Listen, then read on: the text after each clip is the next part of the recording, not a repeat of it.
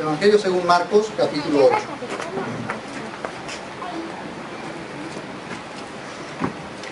Qué importante, quiero que presten debida atención a lo que les voy a hablar esta tarde, porque este es un punto culminante, es un punto no culminante. Es como si hubiésemos venido por el Evangelio de Marcos, subiendo desde un valle, y estamos llegando a la cima de una montaña. El Evangelio de Marcos en el capítulo 8 es crucial. ¿Por qué? Porque va a haber varias situaciones en este lugar que demuestran realmente quién es Jesús. Hasta aquí la gente ha creído que Jesús es Elías, que Jesús es Juan el Bautista, que Jesús es alguno de los profetas. Pero aquí hay algo culminante, algo elemental. Yo tendría que decir algo mucho más profundo que elemental, algo fundamental en nuestras vidas, y es una confesión. Es lo que nosotros confesamos, lo que Pedro confesó, es lo que realmente transforma vidas. Quien logra entender esto que vamos a hablar hoy, quien logra captar esto, su vida es transformada completamente. Por eso es elemental, es fundamental que entendamos esta parte de la Biblia. Porque desde aquí nosotros vamos a recorrer luego el capítulo 8, cosas más profundas y mucho más altas, pero este es el momento en que vamos llegando, que vamos por la ladera llegando casi a la cima de la montaña. Por eso, cuando nosotros leemos un libro en la Biblia, tenemos que aprender, y escuchen por favor, porque muchas veces no entendemos cómo leemos la Biblia. Y no entendemos la Biblia porque no entendemos lo que leemos.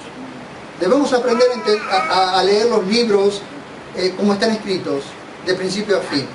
Porque todos los libros que están escritos, o todas las separaciones, todas las secciones, tienen un significado, pero siempre tiene algo correlativo con lo anterior. Entonces, para entender algo, tenemos que leer el contexto anterior y el contexto posterior.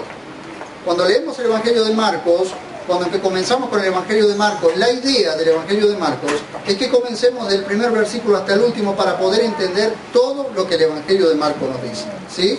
Y ustedes van a ver que es como si alguien nos hubiese mandado una carta, como si Marcos hubiese escrito este enfoque del Evangelio y nos lo hubiese mandado a nosotros. Ahora, ponele tu nombre. El Evangelio según Marcos y ponele tu nombre.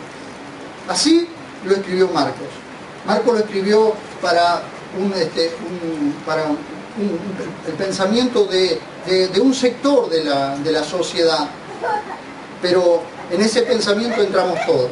Por eso tenemos que entender que de principio a fin el Evangelio de Marcos es una escritura para nosotros. ¿Amén?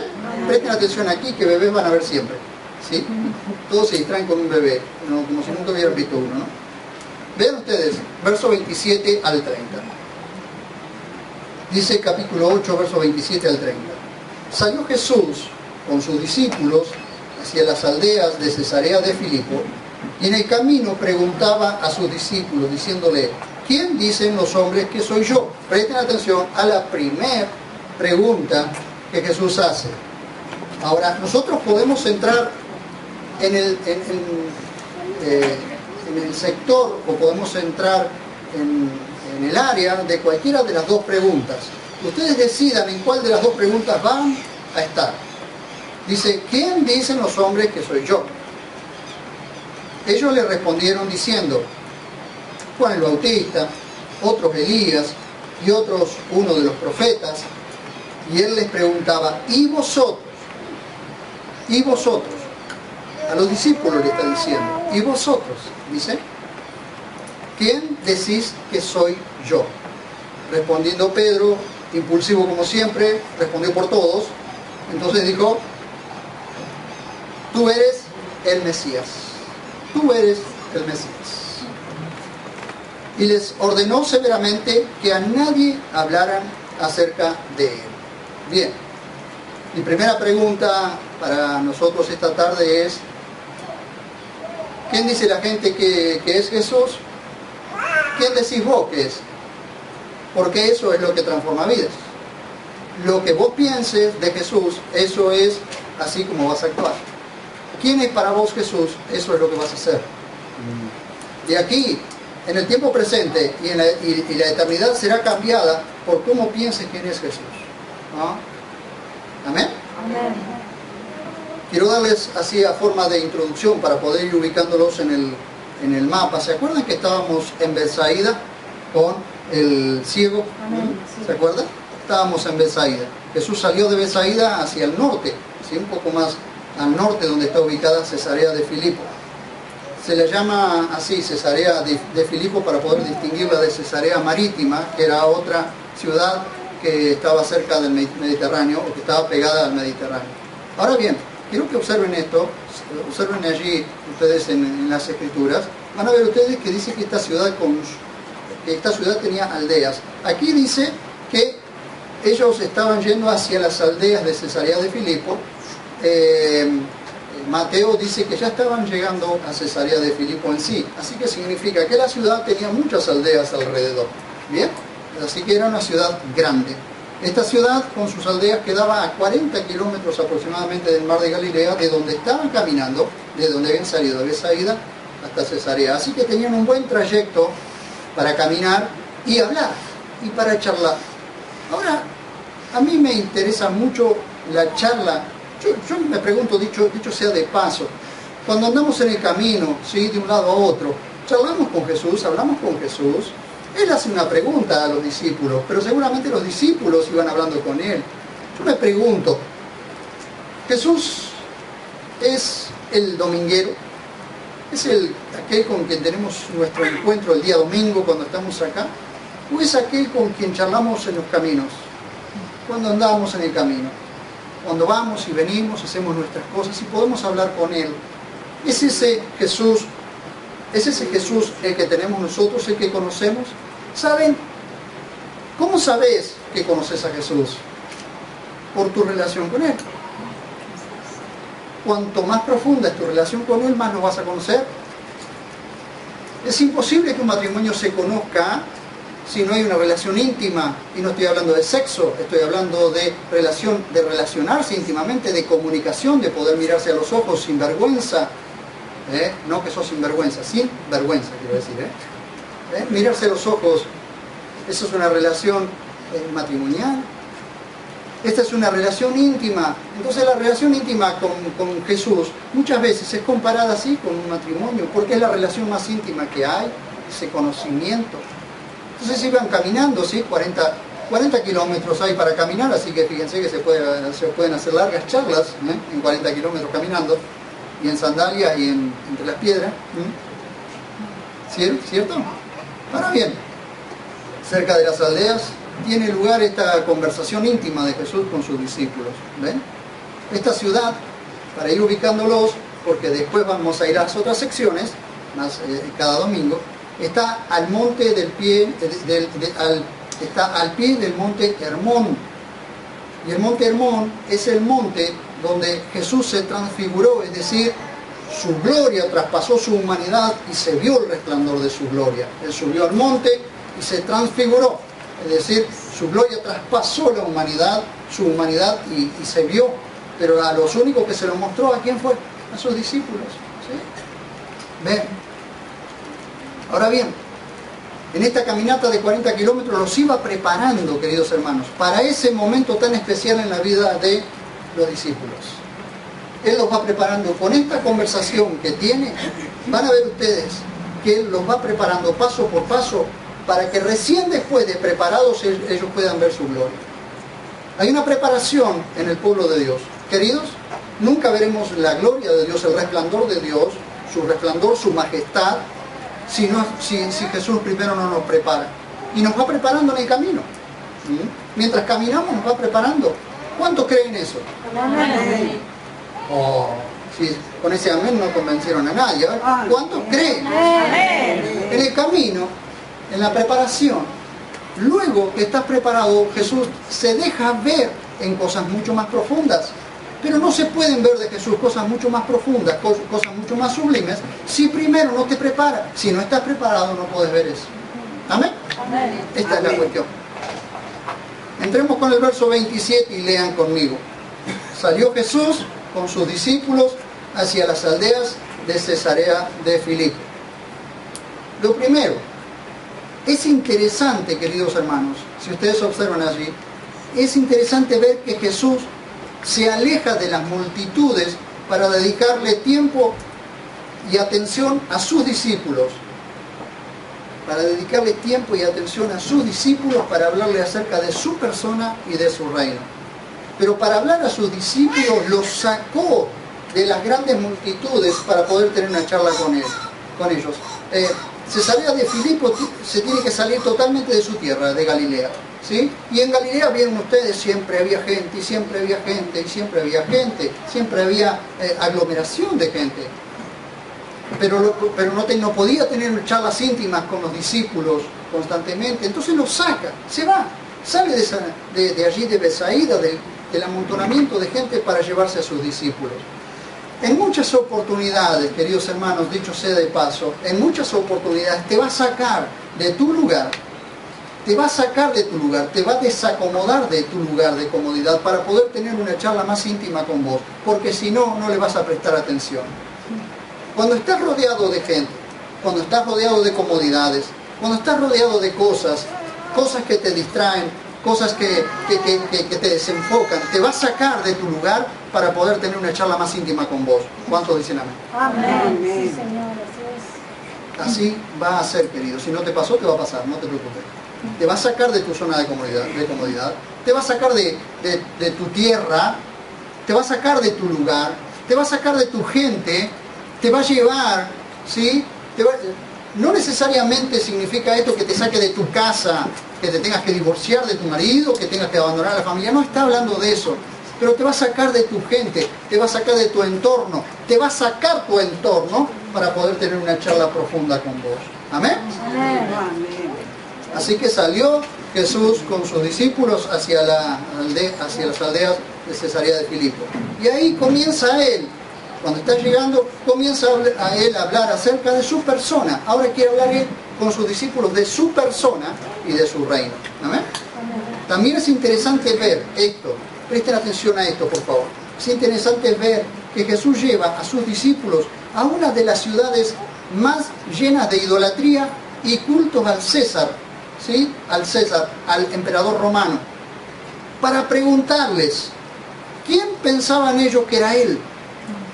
Lo está sacando de su tierra, de su entorno, y los está enfocando, los está llevando hacia una de las ciudades más idólatras que había en ese tiempo. Allí inclusive, queridos hermanos, había un templo en honor al César, en honor al emperador, porque el emperador era considerado un dios, ¿sí? Y era venerado y era adorado como un dios. Ahora lo está sacando, los está llevando hacia una ciudad tremendamente idólatra para preguntarle, a ver, ¿qué pensaban ellos de él? El mismo caso, ¿saben? El mismo caso les pasó a los cristianos en el primer siglo, ¿sí? Cuando Jesús es crucificado, resucita, después viene Pentecostés y los discípulos comienzan a dispersarse en todo el mundo. Allí en Roma también había cristianos, había muchos cristianos, pero Roma era la ciudad capital, la base del emperador. A esos cristianos allí también les costaba mucho trabajo confesar a Jesús en medio de una ciudad tan idólatra como era Roma. Vean ustedes, queridos hermanos, ¿por qué? Porque no siempre va a ser sencillo para vos confesar a Jesús en medio de una generación idólatra, en medio de una ciudad idólatra. ¿No te va a ser tan fácil? No, Señor, no le va a ser fácil a nadie. ¿Sí? ¿Cuántos reciben las burlas? ¿Cuántos reciben insultos? ¿Cuántos te echan por ser cristiano? ¿Cierto? Pero sin embargo Jesús los está llevando a una ciudad como esa, para que cerca de esa ciudad ellos confiesen quién es Jesús. ¿Sí? La ciudad está volcada a la idolatría. Hoy les explicaba a los hermanos qué significa la palabra idolatría. La palabra idolatría es la adoración a cualquier otra cosa que no sea Dios, el Padre y su Hijo Jesús. ¿Sí? La palabra idolatría viene de dos palabras, de idol, que es ídolos sin valor, ¿sí? Cosas sin valor, cosas que no tienen alma, cosas que son formadas por los hombres, sean de yeso, sean de madera, sean de papel, todo lo que se le ocurra a ustedes, inclusive las cosas imaginarias, inclusive las estrellas, esos son ídolos, adoración a cualquier otra cosa. Y la palabra latría viene de la palabra latris, que es latreia, que es adoración. Entonces es adoración a los ídolos, adoración a cosas sin valor. Entonces cuando una ciudad se convierte en una ciudad idólatra porque adora cualquier cosa menos al único y verdadero Dios, porque hay un solo Dios y un solo mediador entre Dios y los hombres, Jesús, el hombre, el Mesías. A Él sea la gloria, a Él sea la adoración. Amén. Y allí está Jesús con sus discípulos acercándose a una de las ciudades más idólatras de aquella tierra. ¿Por qué, queridos hermanos? Porque tiene que ser demostrado, queridos, que el verdadero cristiano, el que adora, el que ama a Jesús, nunca le va a ser sencillo en una ciudad perversa.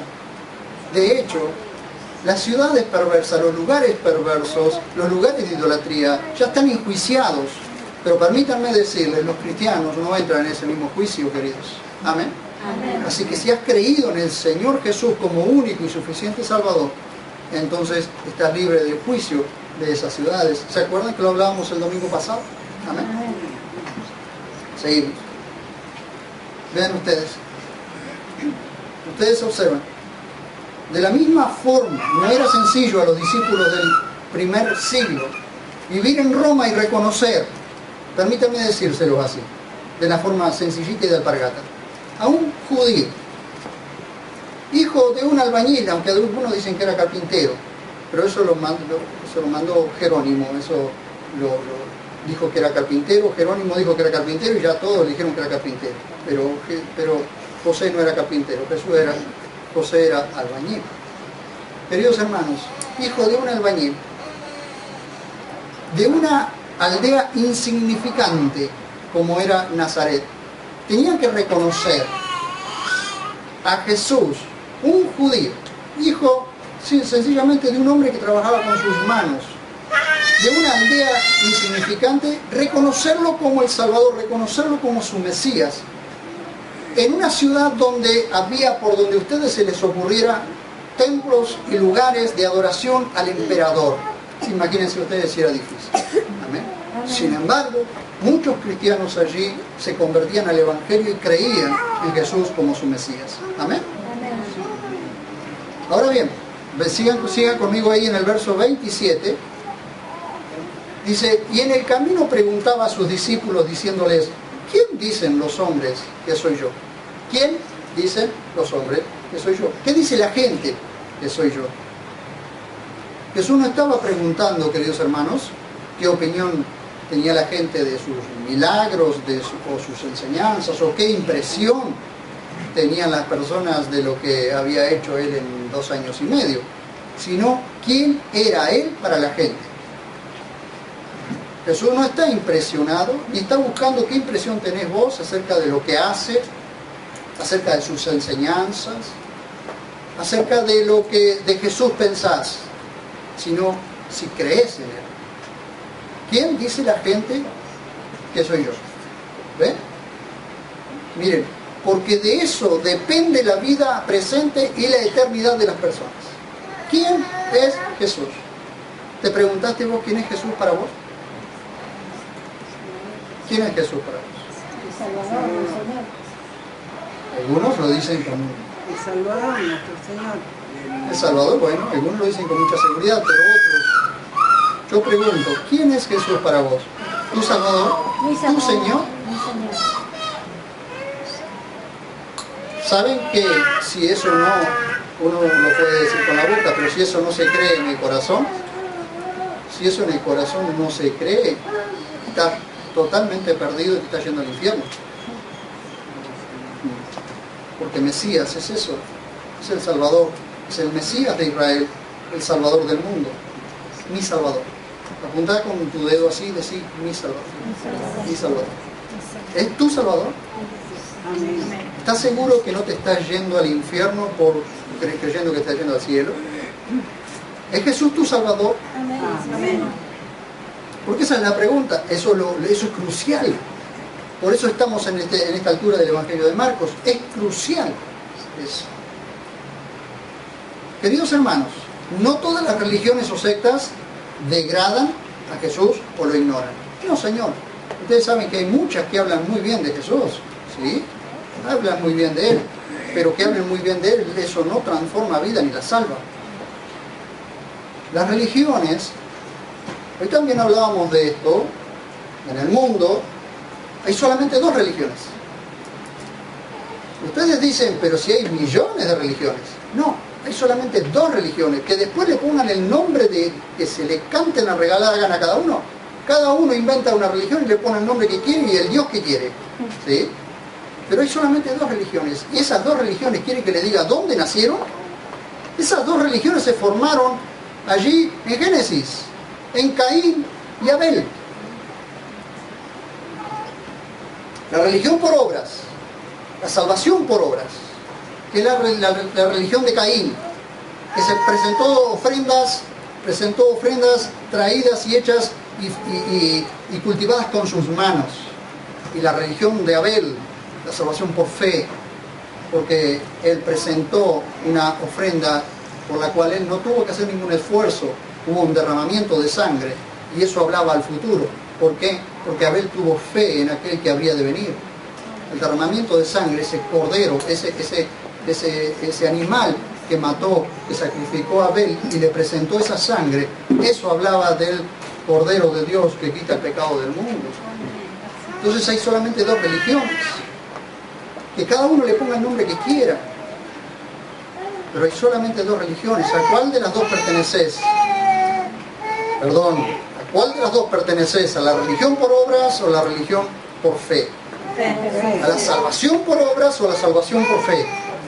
Bueno, salvación por fe, ¿saben qué? No tenés que hacer ninguna obra para salvarte.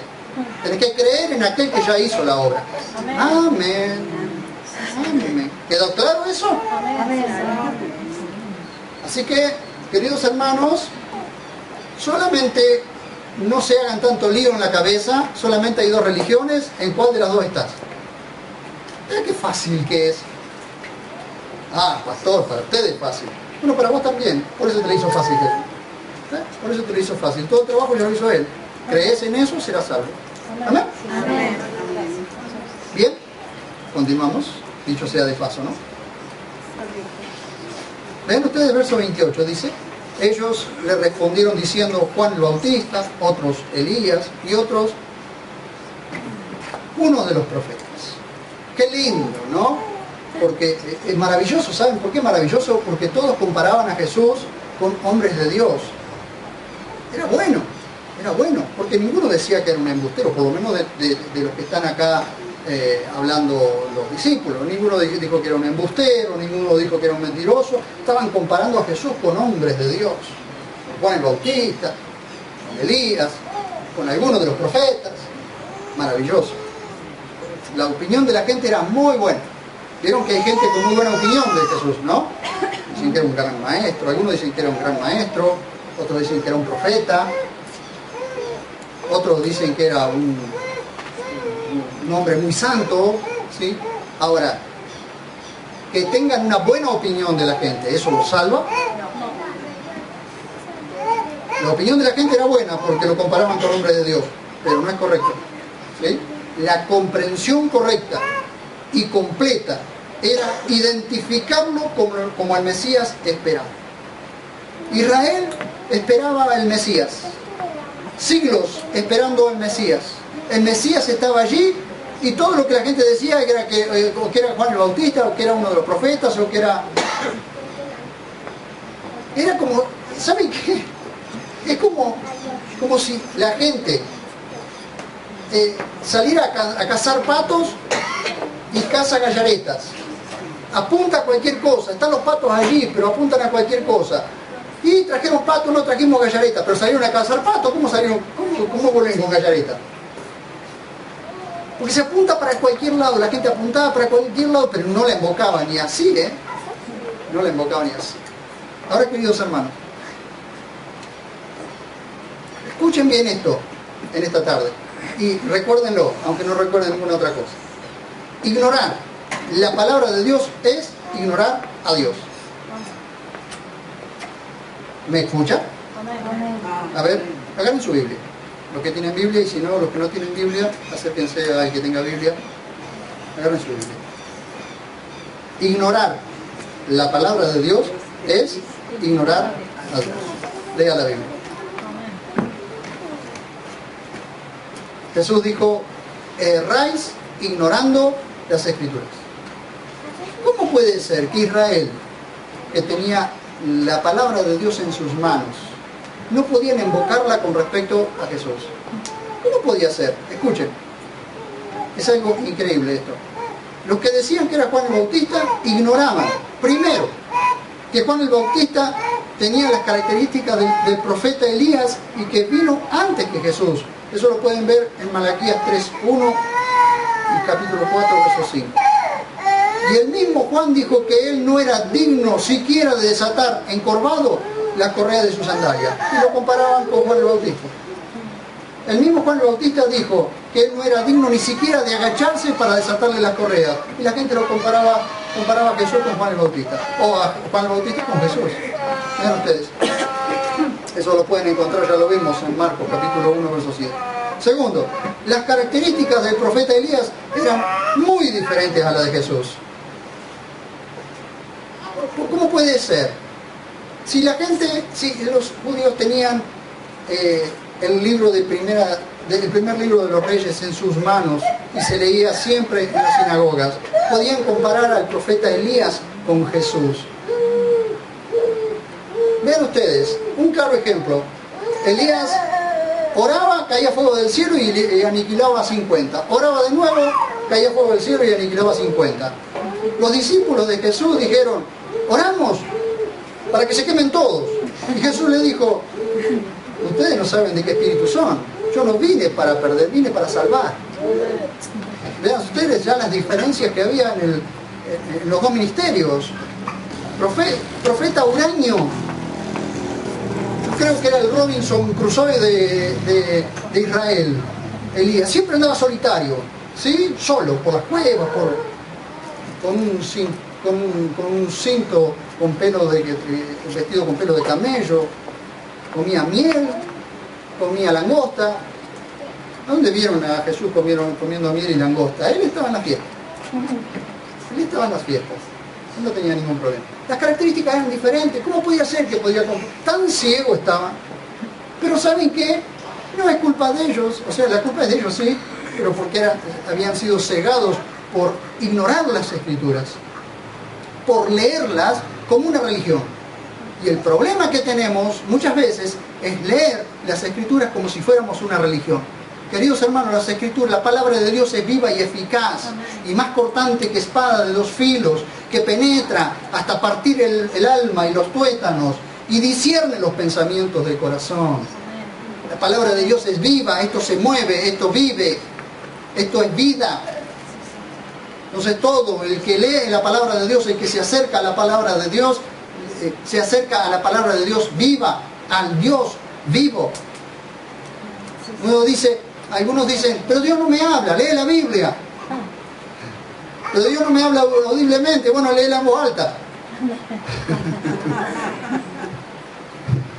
Dios te habla a través de su palabra. Y a veces andamos esperando que el Señor nos hable. Oh, hijo mío. Y salga una voz del cielo: este es mi hijo amado, él oído. No, queridos, lee la Biblia que Dios te habla. ¿Amén? ¿O quién cree que está hablando ahora? ¿El diablo? Está hablando Dios. ¿Amén? Si no tienes una Biblia, comprate una. Yo lo tengo para vender acá. Tengo para vender. Biblia textual. No estoy haciendo publicidad, pero si alguien quiere comprar una Biblia, ¿ven? Entonces Dios habla. Dios habla. Escúchenme. Así que ellos, ¿vieron? Segundo, las características del profeta Elías eran muy diferentes a las de Jesús. Con solo leer el libro primero de los Reyes se daban cuenta. Tercero, Cualquiera de los profetas antiguos ni siquiera se acercaban a las características del ministerio de Jesús. Ni siquiera. El más parecido al ministerio de Jesús fue el profeta Eliseo, pero con muchísimas diferencias. Lo único, algunos milagros muy parecidos, pero con muchísimas diferencias. ¿Cómo puede ser? ¿Vieron? Porque cuando la gente, escuchen, cuando la gente se resiste a la verdad, cree cualquier mentira. Cuando la gente no cree a la verdad, cree a cualquier mentira. Sí. ¿Bien? ¿O no? Amén. Por eso ustedes van a ver lugares donde le dicen a la gente lo que la gente quiere escuchar y van a ver ese lugar lleno. Porque la gente quiere escuchar eso, aunque sea el más grande bolazo que haya, pero la gente quiere escuchar eso. ¿Amén? Amén. Ahora es difícil cuando uno comienza a hablar verdad, cuando comienza uno a ser fiel a la verdad. Cuando vos comiences a ser fiel a la verdad, te va a ser muy difícil. No siempre y no todos te van a querer escuchar, porque no todos quieren escuchar la verdad. Ahora, gloria a Dios por los que quieren escuchar la verdad, porque los que quieren escuchar la verdad están sentados frente a la palabra de Dios. Amén. Ahora bien, esto, queridos hermanos, de que algunos dijeran Juan el Bautista, otros Elías y otros uno de los profetas, es la situación más triste. La situación es más triste de lo que parece. Es triste, queridos hermanos. ¿Quién es Jesús para la gente? Es triste preguntarle a la gente, ¿qué es Jesús para vos? A ver, hace una prueba, ¿qué es Jesús para vos? Decir, cuando salgas de acá, preguntarle a la gente, ¿quién es Jesús para vos? La respuesta que te dé te va a producir tristeza o alegría. Pero lo lamentable es que hasta entre nosotros, hasta entre el pueblo cristiano, no se sabe quién es Jesús realmente.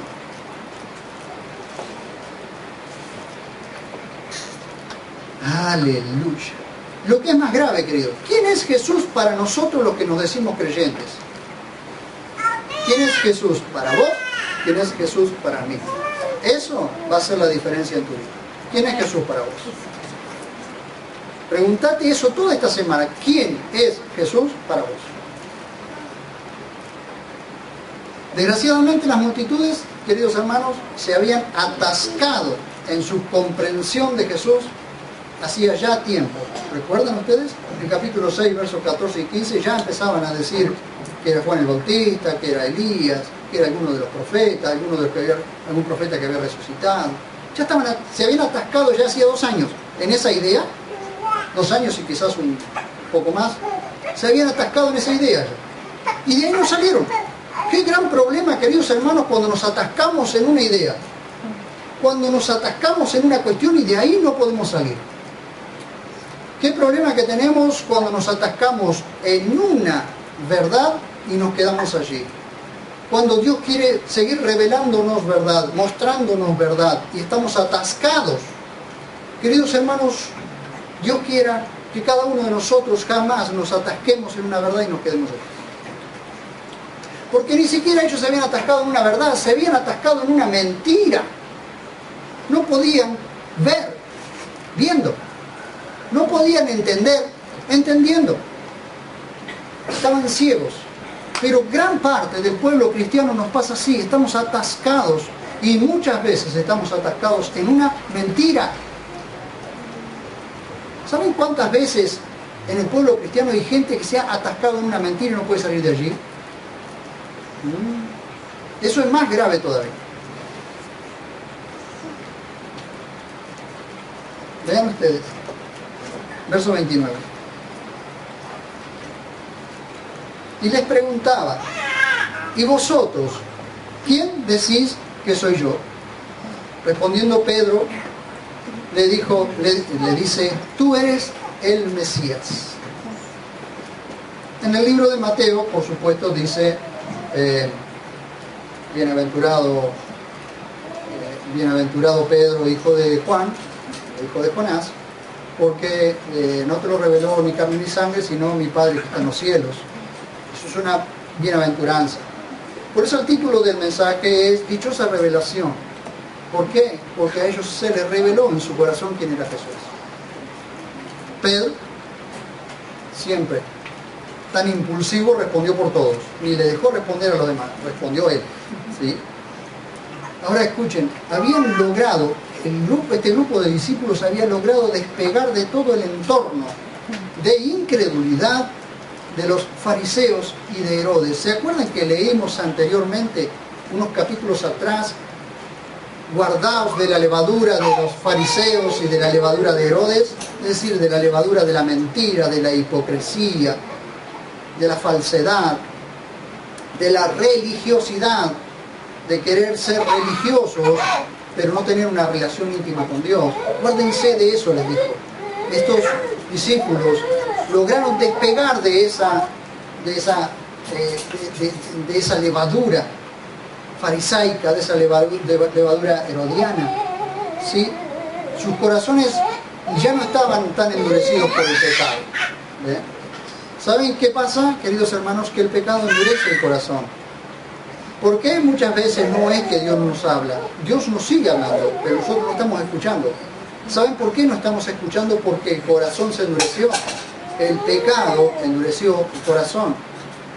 Dios te sigue hablando, porque Dios no deja de hablar nunca. No deja de hablarnos nunca.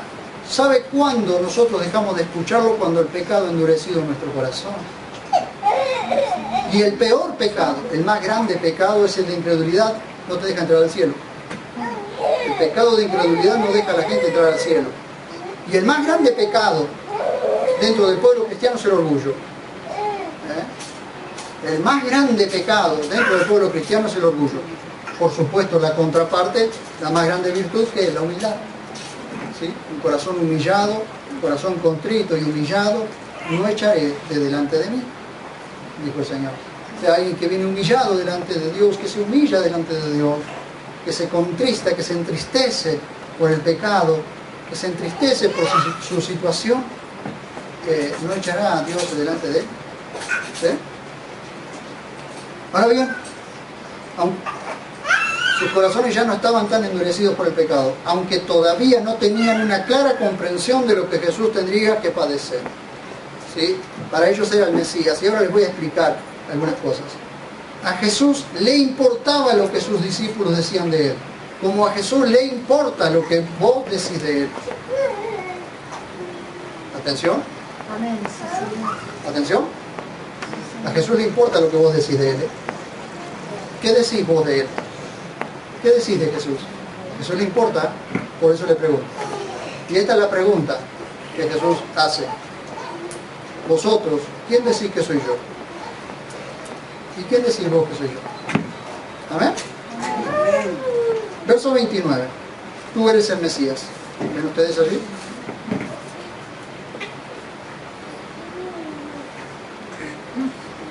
Esa es la declaración que esperaba escuchar de sus discípulos. Jesús esperaba esa declaración de sus discípulos. Como Jesús espera esa declaración de cada uno de nosotros. Pero también era la declaración que esperaba escuchar de Israel, sin embargo, lo rechazó como su Mesías.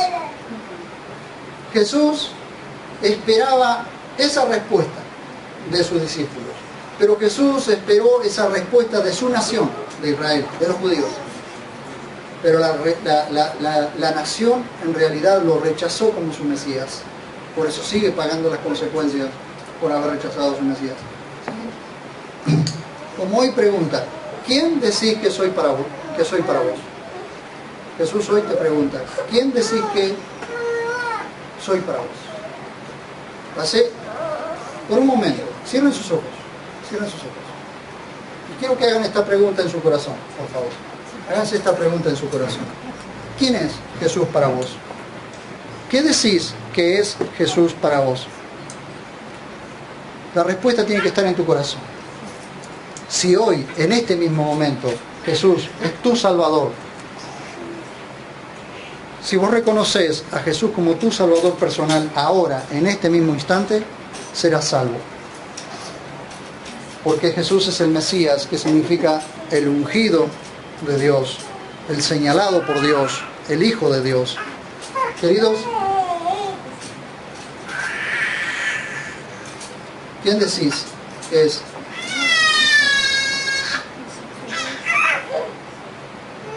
Vean ustedes, queridos hermanos.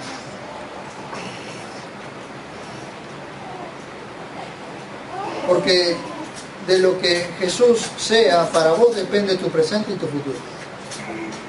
De lo que Jesús sea para vos depende tu presente y tu futuro. Verso 30. Abran sus ojos, pues si no, no van a poder leer. Y les ordenó severamente que a nadie hablaran acerca de él. Parece contradictorio esto. Una revelación impresionante, y le dice, tiene que callarse la boca. Lo descubrí, Señor, lo descubrí. Quiero gritar a los cuatro vientos. Y le dice, no, hagan silencio, cállense la boca. Algunos nos atragantaríamos, ¿no? Por querer contarlo.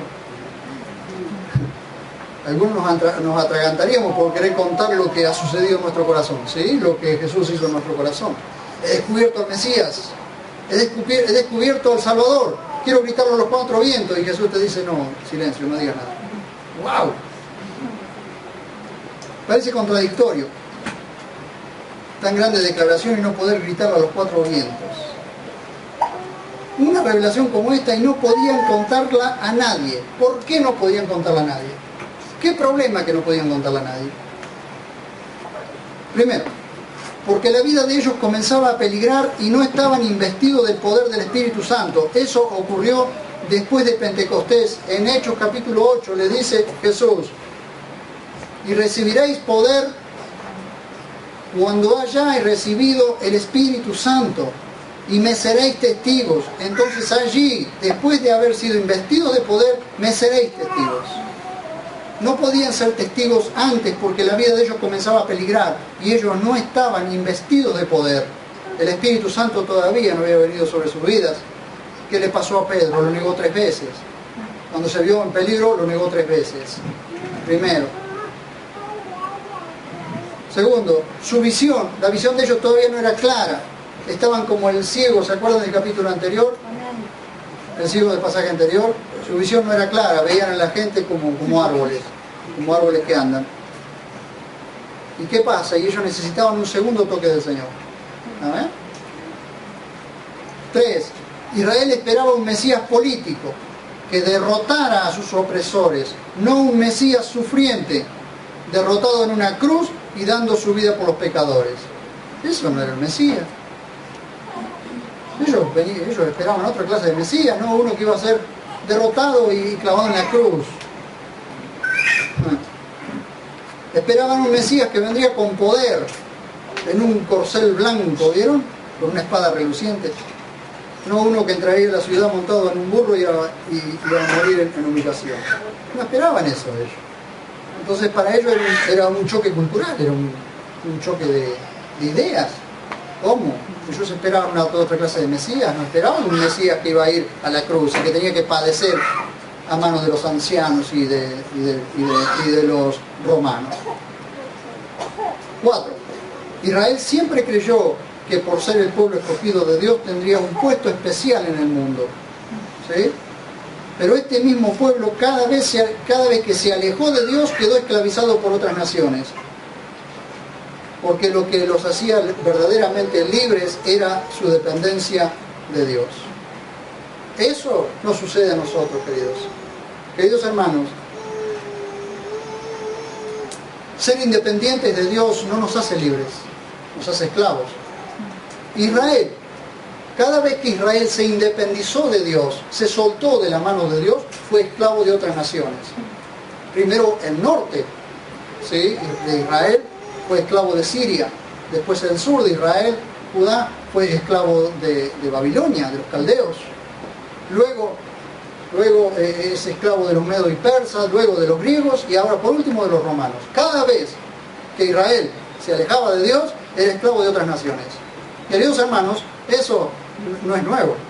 Cada vez que nosotros nos alejamos de Dios vamos a ser esclavos de algo.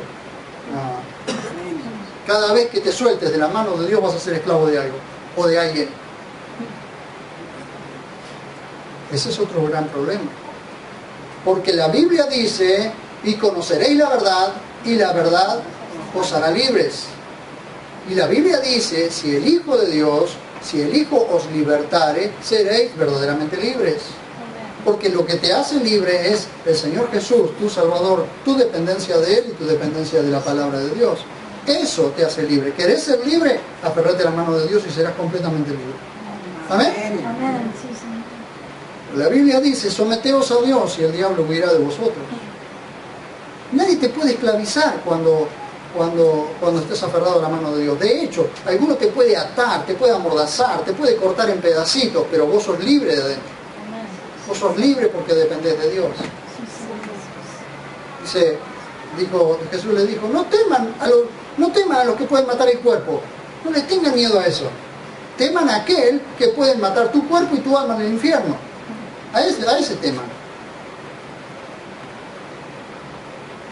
Porque, ¿saben qué? La gente piensa que por ser independientes de Dios o por dejar a Dios afuera como si fuera un cuadrito, es libre. Pero miren a las personas, mírenla. A todo el que es independiente de Dios está dependiendo de algo o de alguien. Queridos hermanos, Jesús es el Mesías, esperado por Israel, el Salvador del mundo, mi Salvador. No sé si es tuyo, pero es mi Salvador. Y desde que conocí al Salvador soy completamente libre. Sí, Señor. Vean ustedes. 3 preguntas quiero hacer en esta tarde. 3 preguntas. Pero preguntémonos todos esto, ¿no? Para ustedes, porque de esto depende la vida futura y la eternidad de muchos de ustedes. En este pasaje, el eje central, ¿es este pasaje el eje central del Evangelio de Marcos? Jesús es el Mesías. ¿Qué dicen ustedes que soy yo? Jesús, el Mesías. ¿Es este el eje central del Evangelio de Marcos? ¿Es este el eje central de nuestra vida? ¿Quién es Jesús para nosotros? Esta es la segunda pregunta que quiero que se vayan esta tarde haciéndose. ¿Quién es Jesús para vos? ¿Quién es Jesús para mí? ¿Es Jesús el eje central en tu vida? Pregunta fundamental. Tú eres el Mesías, dijo Pedro. Tú eres el Mesías. Esa dichosa revelación, esa gran declaración, hacía libre a los hombres. E hizo libre a los hombres desde hace 2000 años. Y seguirá siendo libre a todo el que confiese que Jesús es el Mesías, el Hijo del Dios viviente. Jesús es el Mesías, Jesús es tu Salvador. Jesús es tu Salvador. Jesús es tu Salvador. Jesús es el eje central de tu vida. ¿Sí? ¿Estás seguro? ¿Quién es el eje central de tu vida? Jesús. Una persona, alguna cosa, alguna cuestión, algo, alguna posesión, algo de eso es el eje central de tu vida. Esa es la pregunta con la que quiero cerrar en esta tarde. Somos y actuamos según lo que creemos y pensamos. Recuerden esto. Somos lo que leemos. Lo que vos lees, eso sos. Lo que vos lees, eso sos. Si creemos que Jesús es Señor en nuestras vidas, así actuaremos. Si leemos y creemos lo que la Biblia dice, así viviremos. No por lo que la gente diga, sino por aquel a quien hemos creído. Amén. No por lo que la gente diga. No vas a vivir por lo que la gente diga. No vas a vivir por lo que la gente opine.